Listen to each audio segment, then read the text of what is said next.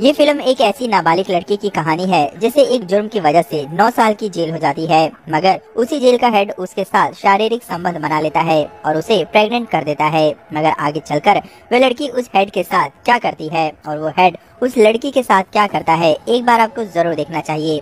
Film की शुरुआत में हम एना नाम की लड़की को देखते हैं जिसे हथकड़ी लगाई गई थी। इसका मतलब कि जरूर उसने कोई गलत काम किया था जिसकी वजह से उसे महिलाओं की डिटेंशन सेंटर में शिफ्ट किया गया था, जहां उसके रूम में उसके जैसी और भी लड़कियां थी। उन्हें उनके अनुसार कई तरह के काम दिए जाते हैं। एना को भी और लड़कियों की तरह किचन का काम दिया जाता है। इस डिटेंशन सेंटर का डायरेक्टर जीन फेरेमनो नाम का एक आदमी होता है। एक दिन किचन में काम करने के दौरान एना जीन को एक लड़की से बात करते हुए सुनती है। वो उसकी बेल के बारे में कुछ बातें कर रहा था। अगले दिन जस्टिस मिनिस्टर सेंटर विजिट करने आए।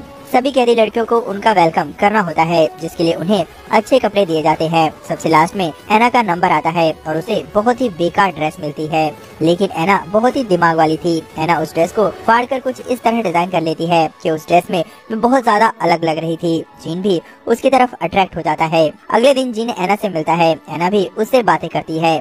वह उसे अपने फेवर में लेना चाहती थी। जीन की एक फैमिली होती है जिसमें उसकी पत्नी एलिस और बेटी लुइस है।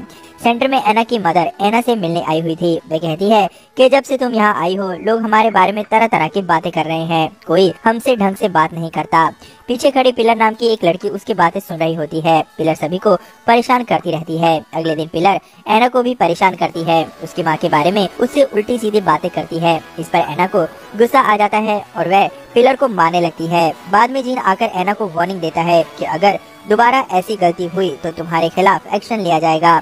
तुम्हारा जल्दी ट्रायल होने वाला है, इसलिए तुम्हें अपने आप पर काबू रखना होगा। किचन में काम करते वक्त एना की उंगली कट जाती है तो एक लड़की उसे बैंडेज लगाती है। वह लड़की उसके पास आकर उसे किस करने की कोशिश भी करती है तो एना तुरंत उसे पीछे कर देती है। वह कहती है कि उसे किसी पर भी विश्वास नहीं है। रात को एना तैयार होती है। असल में आज उसकी कोर्ट में ट्रायल थी। ट्रायल से पहले उसके सारे कपड़े निकालकर उसको अच्छी तरह से चेक किया जाता है। ट्रायल से फ्री होने के बाद वह वापस डिटेंशन सेंटर में आ जाती है। अगले दिन एना जीन को एक लेटर लिखती है जिसमें वह अपनी मदद करने के लिए कहती है। जीन लेटर पढ़कर उसके पास आता है। जीन उसे बताता है कि अगर वो अपील करती है तो उसे 9 साल से ज्यादा की सजा नहीं होने वाली। जब वह जेल से छूटेगी तो वह लगभग 25 साल की हो जाएगी, जिसके बाद वह अपनी लाइफ की नई शुरुआत कर सकती है। इसके बाद उसका फेवर लेते हुए जीन उसे कंप्यूटर डिपार्टमेंट में शिफ्ट कर देता है, जहां उसे डिटेंशन सेंटर की मैनेजमेंट देखनी होती है।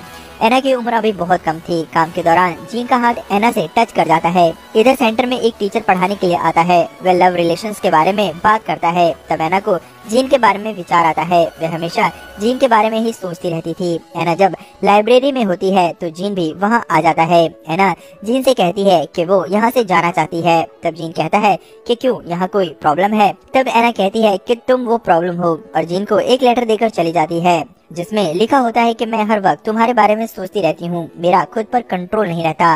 रात को जीन का फोन आता है। जब वह सेंटर आता है तो देखता है कि पिलर ने एक लड़की को बहुत बुरी तरह से मारा होता है। उसे हॉस्पिटल ले जाया जाता है। इसी दौरान जीन एना के पास आता है और उसे किस करता है। जीन उसे कहता है कि क्या तुम अब भी जाना चाहती हो? एना कहती है कि नहीं। जीन अब ज्यादा डिस्टर्ब रहने लगता है। रात को घर में सोते वक्त वह सपने में एना के साथ ही इंटीमेट होता है। अगले दिन जब वह सेंटर आता है तो एना से कहता है कि रात में जो भी हुआ उसे भूल जाओ। एना उसे टच करती है तो जीन गुस्से से उसका हाथ झटक देता है। एलिस सेंटर में पेंटिंग सिखाती है। क्लास के दौरान एलिस नोटिस करती है कि उसका हस्बैंड जीन एना को बड़े ध्यान से देख रहा होता है। रात को किचन में काम करते वक्त एलिस बिना कपड़ों के जीन के सामने आती है, लेकिन जीन को अच्छा नहीं लगता।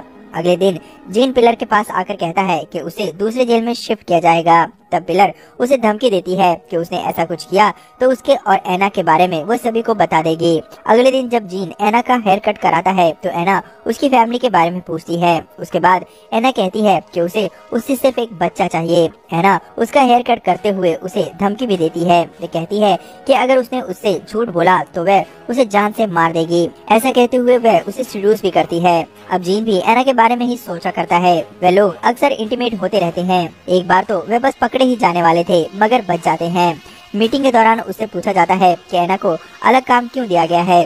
साथ ही ये भी सुना जा रहा है कि आप उसके साथ ज्यादा समय बिताते हो। जीन कहता है कि ये फालतू की बातें सुनने का उसके पास टाइम नहीं है, वह सिर्फ अपना काम कर रहा है।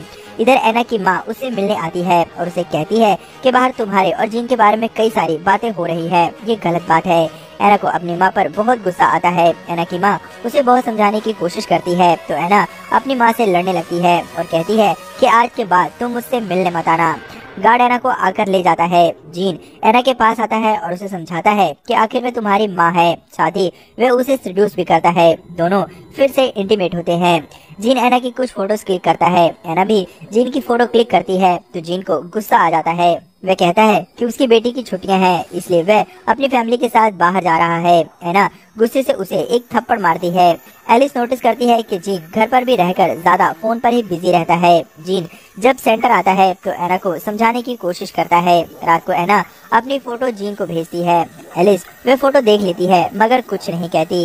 एलिस और जीन इंटीमेट होने लगते हैं। तभी एना का फोन बार बार आ रहा था, जिसकी वजह से उन्हें इंटीमेट होने में परेशानी हो रही थी। इसीलिए एलिस फोन पटकते हुए बाहर चली जाती है। इधर टेंशन में एना बहुत ज्यादा नींद की गोलियां खा लेती है, जिसकी वजह से उसे हॉस्पिटल में भर्ती कराया जाता है। जीन एना से मिलने आता है तो उसी के साथ उसके बेड पर ही सो जाता है। रात को जीन एक बार में आता है जहां ओवर ड्रिंक की वजह से एक लड़की के क्लोज आने की कोशिश करता है। तब एक लड़का उसे आकर पीटता है। असल में वह उसे एना ही समझ रहा होता है। वह बाहर चला जाता है। अगले दिन जब वह एना से मिलने जाता है तो उसे मिलने नहीं दिया जाता। एलिस भी अब उसके साथ नहीं सोती थी। उसे भी उसके बारे में सब कुछ पता चल गया था। जीन के खिलाफ इंक्वायरी बिठाई जाती है। ऑफिसर कहते हैं कि उन्हें एक लेटर मिला है जिसमें जीन और एना के अफेयर की बात कही गई है।